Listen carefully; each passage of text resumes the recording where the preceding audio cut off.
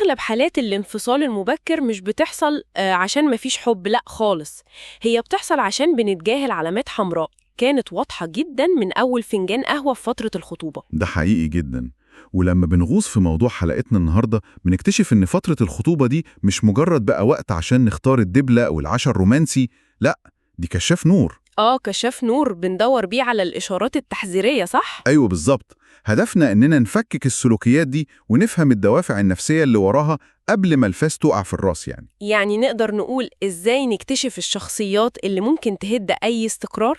ولو ركزنا في موضوع حلقتنا هنلاقي إن الرابط المشترك بين أخطر 3 شخصيات رجالية هو مفهوم الحدود. الحدود دي هي الكلمة السر فعلا في أي علاقة. طب خلينا نبدأ بأول نوع، الراجل اللي حدوده مستوفى على الشارع أو اللي بنسميه الخاطب الوداني. يا نهار أبيض، الودني ده اللي هو البوصلة الداخلية بتاعته أصلا معطلة، فبيعوض ده بإنه بيتبنى آراء أي حد حواليه. أي حد حرفياً؟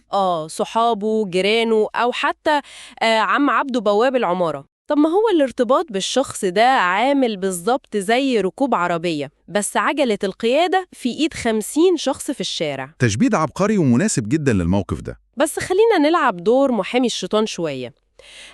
مش يمكن الراجل ده ديمقراطي وعقله منفتح وبيحب ياخد آراء الناس اللي حواليه بدل ما يتفرد بالقرار؟ هنا بقى بتيجي الشعرة الفاصلة. في علم النفس في فرق كبير جدا بين المشورة الصحية وبين الاعتمادية وانعدام الشخصية. إزاي بقى؟ إيه الفرق؟ المشورة معناها إن الشخص عنده مركز تحكم داخلي قوي، بيسمع عشان يوسع مداركه بس القرار النهائي بتاعه هو. أما الودني فمركز التحكم عنده خارجي تماما، عشان ما عندوش ثقة في نفسه أصلا. بالظبط. والنتيجة الكارثية هنا هي انهيار الخصوصية. يعني الحياة الزوجية بتبقى كتاب مفتوح للقبيلة كلها، حياتكم بتبقى على المشاع. ده مرعب فعلا. فقدان الحدود مع الغرباء بياخدنا لغياب حدود من نوع تاني، غياب الحدود مع العيلة، أو الشخصية اللي المجتمع بيسميها مجازا بتاع أمه أو الدلدول. علم النفس بيصنف الحالة دي تحت بند التداخل العائلي المفرط. دي حالة بتدوب فيها هوية الشخص جوه هوية عيلته بالكامل. مفيش أي خطوط فاصلة. مفيش خالص. طب لحظة واحدة معلش، مش ده ممكن يتفهم على إنه بر والدين؟ يعني شاب بيحترم أهله، بيسمع كلامهم، دي المفروض حاجة تطمن أي شريكة إنه هيكون شخص أصيل. وده بالظبط الفخ النفسي اللي موضوع حلقتنا بيحذر منه. الشاب البر بقفله عنده استقلالية، بيود أهله جدا، بس في نفس الوقت قادر يبني سور يحمي بيه مملكته الجديدة. السور ده اللي بيحفظ الخصوصية. طبعا.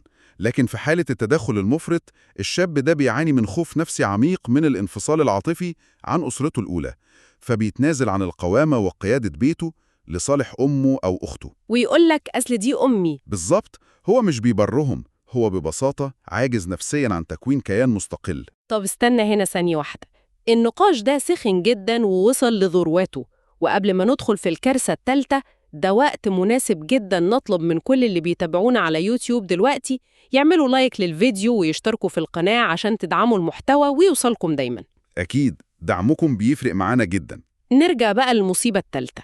الأول ساب حدوده للشارع، والتاني سابها لعيلته، التالت بقى مشكلته جوه دماغه، شكاك أفندي.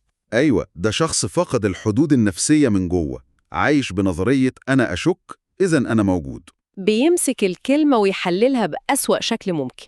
والسبب النفسي ورا ده مش إن شريكته بتتصرف غلط خالص، السبب هو ميكانيزم دفاعي اسمه الإسقاط، اللي هو البروجكشن. بالظبط.